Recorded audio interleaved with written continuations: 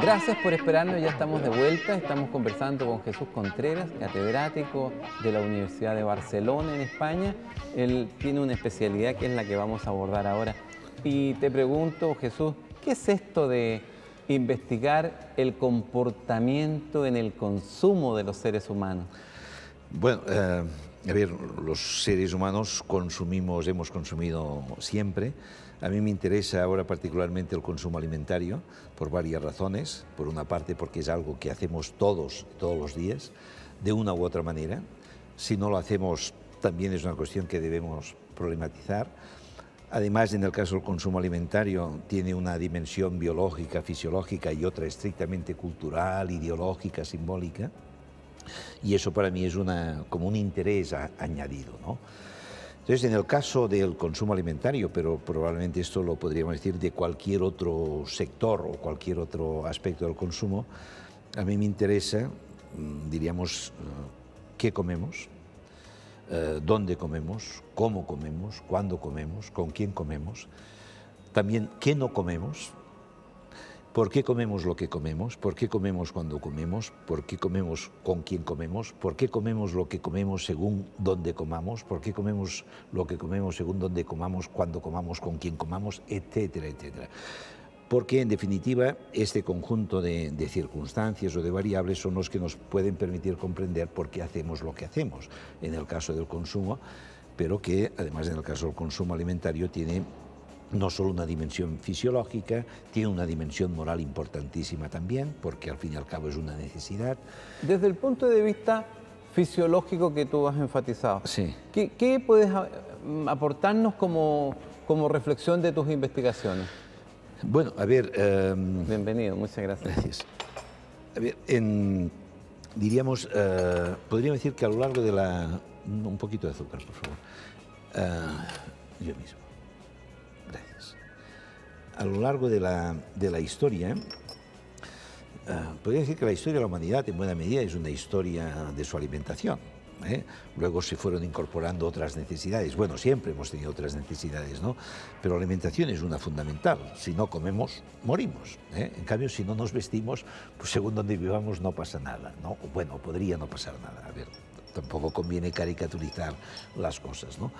Pero bueno, yo diría que a lo largo de la historia humana, fundamentalmente la especie humana, fuera en la cultura que fuera, en el lugar que fuera, ha ido aprendiendo dos cosas. Han sido dos aprendizajes, como diría yo, acumulativos. Diríamos, hemos aprendido a conocer qué es aquello que podíamos comer, una cuestión. Es decir, qué es, diríamos, de entre los recursos que una cultura o un pueblo tiene en su medio, cuáles de estos son convenientes para su alimentación, tanto en términos fisiológicos como en términos, podríamos decir, ecológicos, lo que ahora se dice de sostenibilidad. El problema de la sostenibilidad, muchos pueblos llamados primitivos lo tuvieron presente ya hace siglos, hace miles de años. No es una preocupación nueva, ha existido. De hecho, una de las cosas es tornar la mirada hacia esas culturas del pasado para tratar de recuperar ese enfoque. Sí, no es fácil porque han pasado muchas cosas, bueno, pero en cualquier caso, a lo largo de la historia nosotros hemos aprendido a identificar entre los recursos que teníamos alrededor cuáles podían convertirse en alimentos.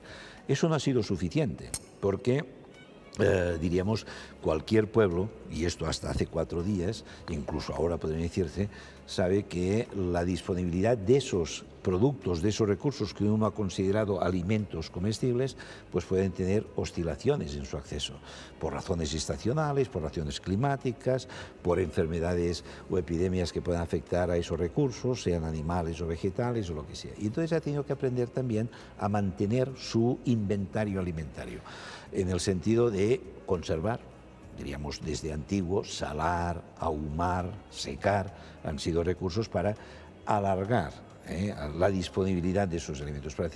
Y también se han preocupado por la reproducción de esos alimentos. En algunas poblaciones, pueden decir cosas como los tótems o el tabú.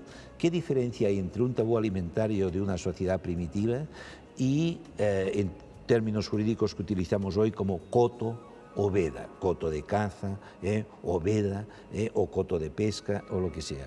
Cuando hoy día se hace un coto de pesca es para intentar evitar el agotamiento de una determinada especie marina o terrestre o lo que sea. Pues a eso mismo respondían muchos tabús primitivos, intentar evitar un sobreconsumo de determinada especie. A mí me ha llamado mucho la atención, Jesús, algo que he venido escuchando en el último tiempo con fuerte énfasis. Todo lo que comemos responde a cuestiones ideológicas, particularmente en el mundo moderno, en el contemporáneo, producto de la influencia de los medios de comunicación y estos enfoques de globalidad.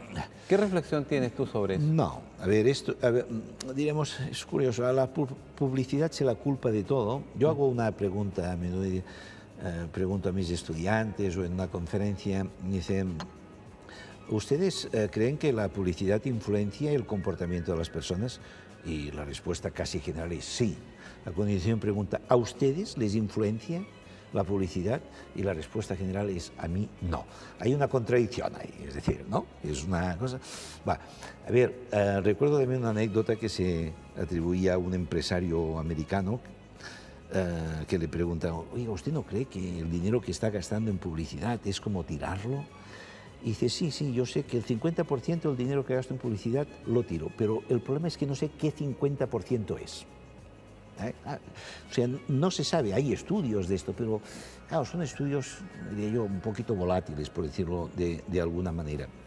A ver, la publicidad a veces, diríamos, puede intentar estimular algún tipo de consumo, pero generalmente cuando, por ejemplo, en materia alimentaria, las innovaciones alimentarias se centran en algunos aspectos que, por simplificar, diré que son innovaciones que tienen que ver con la conveniencia o con la comodidad de preparar, o sea, aquellos productos que han incorporado tareas que antes se hacían en el hogar y que ahora las hacen en la fábrica, ¿no? De muy diverso tipo. O que tienen que ver con la salud. Ahora está de moda, por ejemplo, bueno, está de moda, o se habla mucho de los alimentos funcionales o nutraceicos, es decir, aquellos alimentos que se les incorpora algún elemento que puede ser beneficioso para la salud.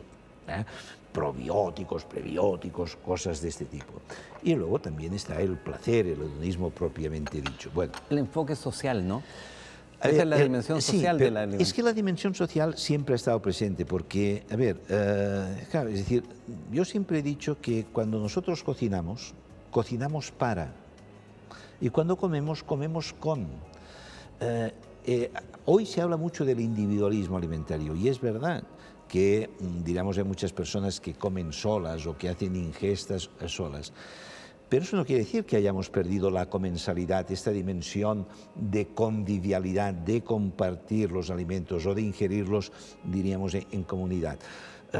Por un lado puede haber aumentado el individualismo en muchas tomas o ingestas alimentarias, pero por otra parte también ha aumentado las situaciones de comensalidad. Hoy día nosotros quedamos a cenar o a almorzar con los amigos más a menudo que lo hacíamos antes. Es más, antes había algunas comidas, hablo ahora desde la perspectiva española, podría decir comidas comunitarias. Un día la comunidad, el pueblo, ¿no?, se reunía y hacía una comida comunitaria. Y eso podía hacerse una o dos veces al año, por razones que fuera. Hoy constantemente nosotros estamos conviviendo y compartiendo alimentos, insisto, con los amigos. Un ejemplo muy concreto en España. En España, ahora que hemos pasado el ciclo de Navidad, la Navidad empezaba la Nochebuena y se hacía una cena más o menos especial y seguía el día de Navidad. Y luego había otras celebraciones. Hoy día la Navidad, alimentariamente hablando, no empieza el día 24 de diciembre, empieza el 1 de diciembre. Cenas o almuerzos con los compañeros de trabajo. Si tú además tienes la afición del fútbol y juegas a fútbol, con los compañeros del fútbol. O uno puede hacer 3, 4 o 5 almuerzos o cenas de Navidad antes del día 24. Esa dimensión social de la comida, esa ha sido enormemente potenciada. Y eso no es incompatible con que muchas veces uno incluso se lleve, no sé cómo le llaman, la lonchera o el tupper al trabajo y coma solo ahí al lado del ordenador o lo que sea. Son manifestaciones de la modernidad, no es incompatible. Sí, podemos hablar de un mayor individualismo, pero al mismo tiempo también de una mayor convivialidad hasta cierto punto o comensalidad. Entonces yo creo que justamente nuestra modernidad se caracteriza por la simultaneidad de aspectos o de manifestaciones de nuestro comportamiento bastante diversas y que responden a lógicas o intereses Me surge diversos. una pregunta de tu argumentación. Esta tensión entre individualismo y el sentido comunitarismo. Esta afirmación de que somos más individualistas y un poco más egoístas en el mundo contemporáneo, ¿tiene fundamento en tu opinión? A ver, claro, si nosotros tuviéramos... ¿Cuántas definiciones tenemos de individualismo? ¿No? Entonces, claro, ¿qué entendemos por individualismo? Si por individualismo entendemos mayor autonomía del individuo, pues sí, podríamos decir que sí, que ha aumentado nuestra autonomía en muchos aspectos. Voy a poner un ejemplo muy concreto. Yo como antropólogo me han interesado instituciones de reciprocidad, de ayuda mutua, este tipo de cuestiones, ¿no? Estrategias de previsión, podría decir. A ver, yo sé que puedo enfermar. Si yo fuera Robinson Crusoe, si enfermo, pues enfermo. Pero afortunadamente Robinson Crusoe es una figura de ficción que ha servido para pensar determinadas cosas, pero no somos Robinsones Crusoes, nosotros... Bien. Entonces, yo sé que puedo enfermar y si estoy en una situación de debilidad o necesidad, como podría ser quien dice la enfermedad, puede decir, oye, he tenido una mala cosecha, he perdido un animal, ha tenido una enfermedad, o sea, desgracias imprevistas, ¿no?, que afecten a nuestra seguridad, así. Y históricamente y en todas las sociedades se han solucionado con instituciones o con prácticas sociales que ponían el acento en la reciprocidad. Hoy por ti, mañana por mí. Déjame hacerte ahí un alcance, porque otro argumento que uno va escuchando en los cientistas sociales particularmente es algo que buscaba categorizar, así como en Chile, en España y en diversos lugares del mundo, la juventud se ha manifestado en grandes movilizaciones con uso de tecnologías de información. Y a mí me pareció tan interesante una dicotomía, porque alguien definió eso como un individualismo comunitario o un comunitarismo individualista. Es una cosa interesante como reflexión. Bueno, podría ser, pero bueno, en cualquier... diríamos, hoy, claro, si uno tiene plata, diríamos, estas estrategias de previsión, a ver, uno, diríamos, y esto es el propio desarrollo del Estado y algunas funciones del Estado, el Estado del bienestar en mayor o menor grado, uno tiene una pensión de jubilación, pongamos por caso, uno tiene un seguro de enfermedad y uno puede contratar infinidad de seguros. Es decir, si tú tienes plata, tu previsión la puedes resolver individualmente, seguro de vida, seguro de enfermedad, seguro de incendios, seguro de robos, seguro de tal, seguro de cual, ¿no? Y esto habría contribuido a que algunas instituciones tradicionales de ayuda mutua basada en la reciprocidad desaparezcan. Pero también es verdad que nuevas situaciones generan nuevas necesidades. Hoy surgen espontáneamente y en las ciudades, en plena sociedad de mercado o capitalista, instituciones de ayuda mutua en base a problemas específicamente nuevos que no existían en otras épocas. Por ejemplo, lo que en algunos lugares llaman grupos de ayuda mutua.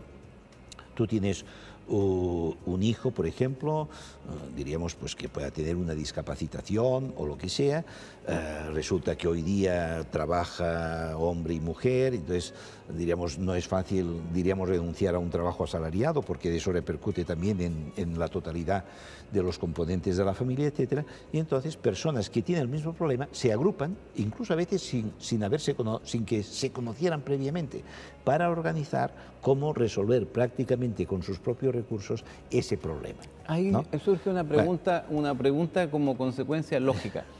Hay una fuerte crítica al neoliberalismo en el sentido de que enfatiza ese aspecto y genera un detrimento del rol del Estado como cautelador del bien común. Y se reclama, donde existe este énfasis neoliberal a nivel mundial, un rol más equilibrado entre Estado y mercado. A ver, desde mi punto de vista, es una opinión personal, pero es verdad que de acuerdo a cada situación, a cada conjunto de circunstancias, la tecnología puede ser un elemento importante en ese sentido, pues diríamos uno dispone de más o menos medios o recursos para solucionar determinado tipo de problemas. Pero desde mi punto de vista, el papel del Estado más que provocar o promover un equilibrio entre la verdad. Desde mi punto de vista, insisto, esto podríamos decir incluso que es una posición ideológica mía. Para mí, el Estado lo que tiene que garantizar fundamentalmente es la igualdad entre los ciudadanos, porque de entrada, de partida, no la hay. Entonces, por ejemplo, como decía yo antes, yo puedo tener plata y yo puedo tener un comportamiento más individual en el sentido... Más autónomo y más... Porque me puedo contratar todos los seguros que hay. Claro. Pero si yo no tengo plata y yo estoy enfermo, diríamos, el Estado tiene que preocuparse de mi bienestar, de mi una salud. base de dignidad que cautele el bien común. Ahí está, ¿no? Y esto se puede aplicar bueno, fundamentalmente a dos terrenos básicos en los que yo creo que la mayor parte estaríamos de acuerdo, que son la salud por un lado y la educación por otro. Como la salud además incluye la alimentación, pero la salud hasta cierto punto lo incluye todo, pues ya está. La educación como recurso y la salud hasta cierto punto como resultado. Entonces ahí diríamos, bueno, eventualmente, sí, a ver, uno podría decir, la seguridad social, pongamos por caso, no tiene por qué ser obligatoria. Tiene que estar garantizada para todo el mundo, que no se pague, por ejemplo, un seguro privado. Si uno prefiere pagarse un seguro privado, bueno, allá está. Pero en cualquier caso, tenga la garantía. Déjame hacerte una última pregunta, sí, en este segundo bloque. Desde las conductas de consumo, desde la mirada de la sociedad del conocimiento que ha ido constituyéndose como la definición del tiempo contemporáneo, el consumo del conocimiento desde la perspectiva de elemento de promoción social y de generación de riqueza, ¿cómo lo miras tú desde la perspectiva antropológica? Bueno, a ver, nuestra sociedad es una sociedad muy compleja, con muchos tipos de conocimiento. Voy a hacer una comparación ahora, no sé si muy afortunada o no, pero, a ver, por ejemplo, imaginémonos, ¿no?, los Juegos Olímpicos. En los Juegos Olímpicos hay no sé cuántas docenas de especialidades y cada especialidad tiene su medalla de oro, su medalla de plata y su medalla de bronce. Al mismo tiempo, si uno, diríamos, compite por la medalla de oro en la maratón, difícilmente va a competir por la medalla de oro en los 100 metros lisos. Bueno, podría decir que hoy nuestra sociedad genera, dispone y necesita de una diversidad de conocimientos enormes. Yo diría que la mayoría de ellos, o muchos de ellos, son necesarios para la sociedad y para su reproducción. Diríamos, lo importante, podríamos decir, desde mi punto de vista, sería garantizar que todo el mundo pueda acceder a uno u otro tipo de conocimientos, generar uno u otro tipo de habilidades. Igual que antes, cuando hablábamos de la diversidad, a ver, por ejemplo, a mí me gustaría ser ebanista. A mí me gustaría trabajar la madera, saber elaborar mi propia mesa, es una cosa que me encantaría. Yo admiro a los artesanos, cualquier tipo de artesanía. Es algo que necesitamos. ¿Cómo necesitamos del médico? ¿No? Del artista, del músico. Hay muchos tipos de conocimientos, muchos tipos de... Necesitamos de todo esto. Ahora, ¿qué ocurre? La sociedad jerarquiza, prioriza, valoriza, hace un ranking, entonces hay conocimientos y habilidades de primera y de segunda y de tercera. A ver, claro, como estamos en una sociedad de mercado, oferta y demanda, pues claro, el salario, diríamos, de unos o los ingresos de uno no son los de otros. Pero, a ver, yo tengo dos exigencias. Una, la autoexigencia de que sea uno, diríamos, un artesano, un maestro o un político, diríamos la honestidad, lo que diría Max Weber, de la responsabilidad profesional. Yo tengo que ejercer bien mi ocupación, sea barrendero o sea profesor. Por otra parte, en la medida en que uno efectúe bien, honestamente y eficazmente su tarea, sea barrendero o sea profesor, la sociedad debería respetar al uno y al otro. Obviamente, el mismo sueldo. Bueno, esto es una cuestión bastante más conflictiva, entonces, a ver, no quiero ser demagógico ni ingenuo, ¿no? Pero, diríamos, eso no es tan difícil. A ver, por ejemplo, no sé, es decir, nosotros apreciamos además, por ejemplo, vamos a poner en un restaurante, nosotros reconocemos cuando una persona, ves, oye, qué buen profesional, qué bien. Me atendió bien, ¿no? Me hizo sentir bien. O sea, entonces yo creo, insisto, esto es una autoexigencia, uno, a ver, tiene que ser un buen, sea cual sea su ocupación. Y por otra parte, los otros tienen que ser respetuosos con la persona que está ejerciendo, cumpliendo bien con su ocupación, con su habilidad. Esta es una cosa de mutuo respeto y de mutua exigencia, ¿no? O sea, ya, a ver, a veces hay personas que a lo mejor son licenciados y están trabajando de camareros, con desgana. No, yo he trabajado de camarero de joven. Bueno, no, tú estás haciendo esto, hazlo bien. Tú aspiras a otras cosas y estás en tu derecho, pero mientras estás haciendo eso, estás dentro de un sistema en el que tú tienes una manera de proyectar tu aspiración y justificar y legitimar tu mejoría, es de que tú eres una persona competente y honesta.